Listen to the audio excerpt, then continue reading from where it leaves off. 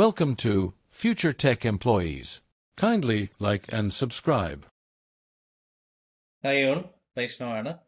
നമ്മളിന്ന് keyboard ഓറിയൻറ്റേഷൻ്റെ second പാർട്ടാണ് നോക്കുന്നത്. നമ്മൾ ഓൾറെഡി കീബോർഡിൻ്റെ എല്ലാ കീസും പരിചയപ്പെട്ട് കഴിഞ്ഞു. ഇനി നമ്മൾ കുറച്ച് പരിചയപ്പെടേണ്ട കീസുണ്ട്. നമ്മൾ ഇത്രയും ദിവസം കഴിഞ്ഞ ദിവസം നമ്മുടെ കീബോർഡിൽ ഇൻപുട്ട് ഹെൽപ്പ് ഓൺ ചെയ്തുകൊണ്ടാണ് ഈ കാര്യങ്ങൾ നിങ്ങൾ നോക്കിയിട്ടുള്ളത്. ഇന്ന് നമ്മൾ കുറച്ച് കീസും കൂടെ നോക്കാനുണ്ടെന്ന് ഞാൻ പറഞ്ഞിരുന്നു. അതായത് നമ്മൾ ഓൾറെഡി കീസ് എല്ലാം പരിചയപ്പെട്ടു. ഇനി കീസിനകത്തുള്ള കുറച്ച് കാര്യങ്ങളാണ്.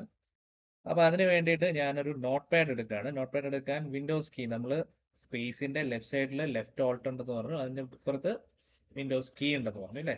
Start window, search box, edit, search for apps, settings and documents blank. അപ്പോൾ ഇവിടെ എഡിറ്റ് ബോക്സ് ആണ് വരുന്നത്. ഞാൻ അവിടെ note pad NO എന്നടിക്കുകയാണ്. Level 1 notepad app, press right to switch preview 1 of 1. Okay, note pad കിട്ടിയിട്ടുണ്ട്. Notepad. അപ്പോൾ നോട്ട് പാഡ് വന്നു. ഇനി നമ്മൾ ചെയ്യാൻ പോകുന്നത്, നമ്മൾ നേരത്തെ പഠിച്ചു, എല്ലാ കീസും പഠിച്ചിട്ടുണ്ട്. ഇനി നമ്മൾ നോക്കാൻ പോകുന്നത് ഈ ആൽഫ ന്യൂമറിക് കീസിനകത്ത് തന്നെ നമ്മുടെ മുകളിൽ 1 2 3 ഉണ്ടല്ലേ. ഈ 1 2 3 ഷിഫ്റ്റ് പ്രസ് ചെയ്ത് 1 പ്രസ് ചെയ്ത് കഴിഞ്ഞാൽ എന്താ വരുന്നത് നോക്കാം. ഞാൻ ആദ്യം 1 കേൾക്കിപ്പിക്കാം, അതിനുശേഷം ഷിഫ്റ്റ് 1 പ്രസ് ചെയ്യാം. കണ്ടോ, ബാങ് എന്ന് പറഞ്ഞാൽ എക്സ്ക്ലമേഷൻ ആണ്. ഈ 1ന്റെ ലെഫ്റ്റ് സൈഡിൽ എന്തുണ്ട്, ഗ്രേവ് ഉണ്ട് അല്ലേ. ഗ്രേവ് നോക്കാം, ഗ്രേവ്. അതിന്റെ ഇതെന്താണ്, ടിൽഡ. ഷിഫ്റ്റ് പ്രസ് ചെയ്യുമ്പോൾ ടിൽഡയാണ്. ഷിഫ്റ്റ് 1 പ്രസ് ചെയ്തപ്പം ബാങ്, അതായത് എക്സ്ക്ലമേഷൻ. ഇനി നോക്കുമ്പോൾ അറ്റാണ്. അതായത് നമുക്ക് ഈ കീ എപ്പോഴും ആവശ്യമുള്ളതാണ്. അറ്റ് ജിമെയിലൊക്കെ കയറുമ്പോൾ നമുക്ക് എപ്പോഴും ഉപകാരപ്പെട്ടതാണ്. ഇനി അടുത്തത് 3 ആണ്. 3യിൽ എന്താണെന്ന് നോക്കാം, നമ്പർ, അതായത് ഹാഷ്. ഓക്കെ, ഇനി 4 ആണ് അല്ലേ.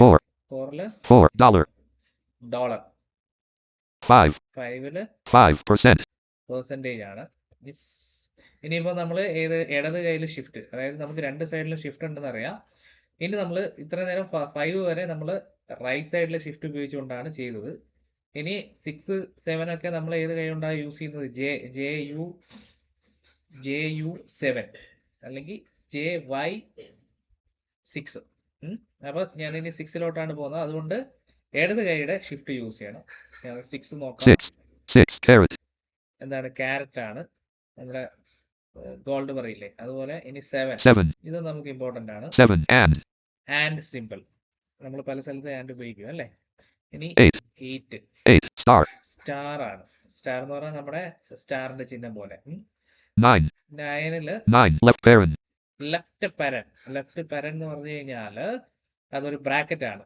നമുക്ക് പലതരത്തിലുള്ള ബ്രാക്കറ്റ് ഉണ്ട്. അതായത് കേളി ബ്രാക്കറ്റ് ഉണ്ട്, ലെഫ്റ്റ് ബ്രാക്കറ്റ്, അതായത് ഇങ്ങനെ ചതുരത്തിലിടുന്നുണ്ട്, പിന്നെ ഓവൽ കേൾ, അതായത് അർദ്ധവൃത്താകൃതിയിലിടുന്നതുണ്ട്. അപ്പൊ അങ്ങനത്തെ ഒരു ബ്രാക്കറ്റ് ആണ്.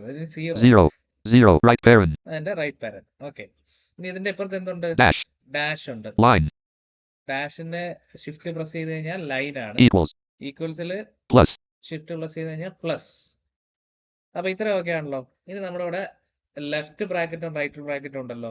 എവിടെയാണ്, പിയുടെ റൈറ്റ് സൈഡിലായിട്ട് റൈറ്റ് ബ്രാക്കറ്റ്, ലെഫ്റ്റ് ബ്രാക്കറ്റ് ഉണ്ട് അല്ലേ. ലെഫ്റ്റ് ഷിഫ്റ്റ് പ്രസ് ചെയ്ത് കഴിഞ്ഞാൽ ലെഫ്റ്റ് ബ്രേസ് ആയി. റൈറ്റ് ബ്രേസ്, ഇത് രണ്ടും ബ്രാക്കറ്റ് തന്നെയാണ്, പക്ഷെ പല വേറെ രീതിയിലാണ്. ബാക്ക് സ്ലാഷ് ഉണ്ട്. ബാക്ക് സ്ലാഷില് നമ്മൾ ഷിഫ്റ്റ് പ്രസ് ചെയ്ത് ബാക്ക് സ്ലാഷ് പ്രസ് ചെയ്ത് കഴിഞ്ഞാൽ എന്താണ്, ബാർ അല്ലേ. ഇനി കുറച്ച് കീസ് നമ്മൾ ഇതിനകത്തുണ്ട്. അതായത് നമ്മുടെ സെമി കോളൻ ഉണ്ടല്ലോ. സെമി ഷിഫ്റ്റ് പ്രസ് ചെയ്ത് എന്താണെന്ന് നോക്കൂ, കോളൻ ആണ്. ഇപ്പുറത്തെ ടിക്ക് ഉണ്ടല്ലേ, അപ്പോസ്ട്രോഫി, അത് ക്വോട്ടായി. അതായത് നമ്മൾ എന്തെങ്കിലും കോട്ട് ചെയ്യാൻ വേണ്ടി ഉപയോഗിക്കുന്നത്.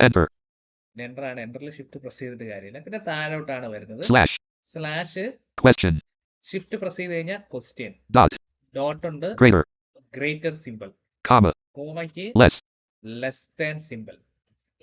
ഓക്കെ, ഇത് നമ്മൾ ഇത്രയും കീസും കൂടെ നമ്മൾ ഓർത്തു വെക്കണം.